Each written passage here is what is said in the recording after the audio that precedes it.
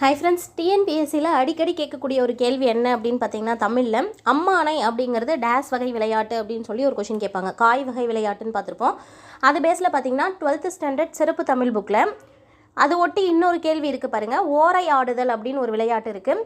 இதை பாருங்கள், ஓரை என்பது சங்ககால இளம் மகளிர் விளையாடிய விளையாட்டு. ஓரை என்பது சங்ககால இளம் மகளிர் விளையாட்டுகளில் ஒன்று. ஓரை என்றால் ஒலி எழுப்புதல் என்று பொருள். ஆரவாரம் எழுப்புமாறு ஆடப்படும் ஆட்டங்களை குறித்ததாக கொள்ளலாம். ஓரை அப்படிங்கிறது ஒலி எழுப்புதலை குறிக்கக்கூடியது. ஆரவாரம் எழக்கூடிய வகையில் ஆடப்படுகிற ஆட்டங்களை குறித்ததாக இந்த வார்த்தை சொல்லப்பட்டிருக்கலாம், ஓரையாடுதல்.